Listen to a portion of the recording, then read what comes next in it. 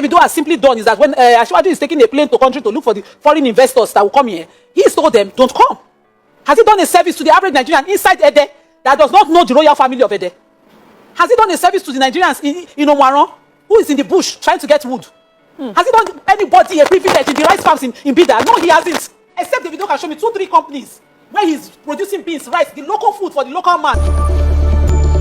Hey guys, welcome back again to my channel. Please don't forget to hit the subscribe button. Guys, not be smart yo. As Davido don't enter wahala now, a lot of Nigerians they attack Davido. There's something Davido talk for that interview. Say it no make sense. Say Davido no try because Davido come from Nigeria. Be small gbasgbos they attack Davido now from all angles. There's something Davido talk. They're totally wrong. But guys, let me leave you to watch the full video. Please don't forget to drop your opinion in the comment section. Davido did something very responsible, and I stick to it.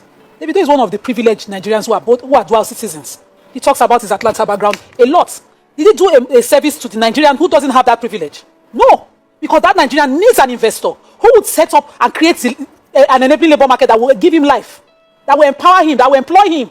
What Davido has simply done is that when Asiwaju is taking a plane to country to look for the foreign investors that will come here, he has told them, don't come. Has he done a service to the average Nigerian inside Ede that does not know the royal family of Ede? Has he done a service to the Nigerians in Omaran who is in the bush trying to get wood? Has he done anybody a privilege in the rice farms in Bida? No, he hasn't. He has spoken who's truth. Of the elite. The people who spend the dollars, 1 minute, not the people who buy beans per pinto. We know that the country is hard. We know that these reforms were forced on us because if we had continued to feed the elites, we would be worse off. Yeah. They had to take out subsidy, stop the payment. Allocation has increased to state governors, but we are not asking the governors. No. We have removed this supplement that we give to $1 so that we can buy it cheaply. We are now forced to buy it how we see it. And this is the real value. We are suffering under that weight. And what you can say is it's bad here. I think it's not bad. Did you hear the campaigns? During the elections, not the completed election. Did you hear the campaigns? That's of what the reality of America is. And Oprah would say it at elections, but she won't sit on a show or sit at a table and tell everybody, and tell a foreign interviewer what Davido did. And that's why it's wrong. Because you sat there, but now you're a reference point for whether they should go ahead and invest in the country. See, the point is, no matter how true your truth is, all your truth, if it's not going to be of service to your people, it's in the corridors where he could make that noise privately, but no, he chose to tell that person on it that America care, come where care. Whereas what we need is foreign investors. That's what our government has said we needed. Except Davido can show me 2-3 companies where he's producing beans, rice, the local food for the local man, so that he can be talking. Yes, we know what you're talking, but you're still talking amongst yourselves. We sit there and we allow our places of influence be where we advocate that is bad, it can never be good, it's worse. We condemn our own. So Davido is a person of influence and should be more guarded in his utterances, especially about the country that has given him that fame. Imagine that Davido started his music at career in the US. He'll be competing with the Americans. But now, because he started from here, when it became the time for Africa to be on the scene, they are collaborating with him. You don't throw where you are from in the pits. This is your source, and I'm just very disappointed. Recently, the singer Davido was on a podcast in the United States, a global podcast, and he made a comment about Nigeria's economy being in shambles. And that comment has drawn a lot of reactions and responses. And one of the things that a few people are using to justify the comment is the value of the naira. And a lot of people don't understand the economics behind it. I'm going to try to explain this to you.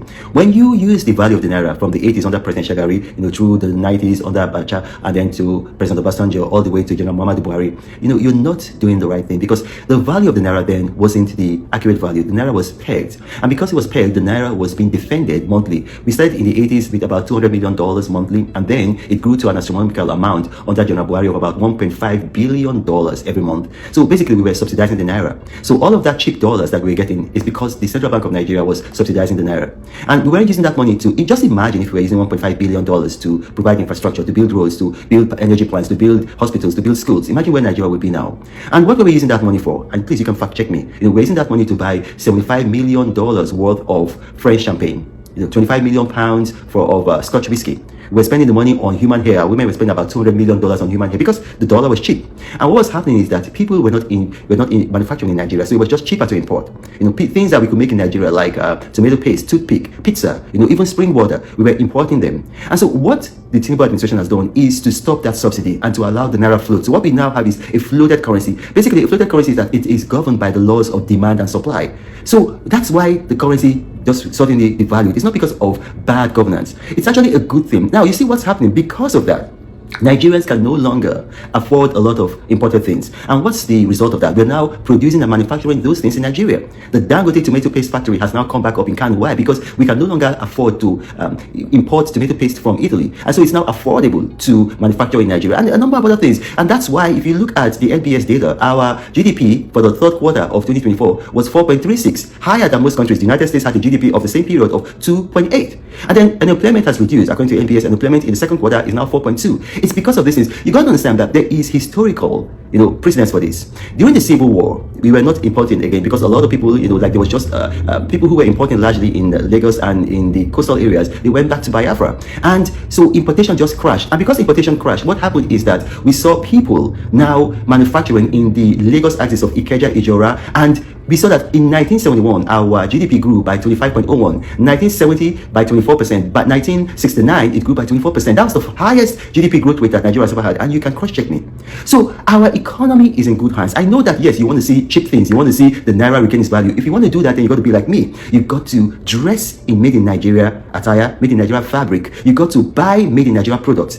As I go out, yes, I live abroad, but everything I wear when I go out, and you guys see the proof, is made in Nigeria. Not only that, you've got to invest in Nigeria. You've got to send money back to Nigeria. And now, for those of us in the diaspora, it's now very positive for us, because with the value of the Naira now, it pays for us to send our foreign currency to Nigeria. And we're seeing that. You see, we see that non-oil exports in Nigeria, for the first time since, I think, since about the 80s, but it's only happened 3 times in Nigeria. We now have non-oil exports now topping oil exports. Why? Because manufacturing is up, because it's profitable to manufacture in Nigeria. I think just 2 days ago, JS, they're the biggest meat processor in the whole world. They're investing $2.5 billion in Nigeria. That's it. So whenever you have a global opportunity to speak about Nigeria, don't say negative things about Nigeria. First of all, our economy is not in shambles, but just even for the sake of argument, assuming it is true, it is not you that will be telling people that our economy is in shambles, be projecting Nigeria. No. You see, effective rebranding of a country happens when positive things about the country are projected. Alright guys, thanks for watching. Please don't forget to subscribe to this channel, and please, my love, don't forget to turn on the post notification bell so that you'll be the first to be notified whenever I post a video. I love you. See you in my next video. Bye.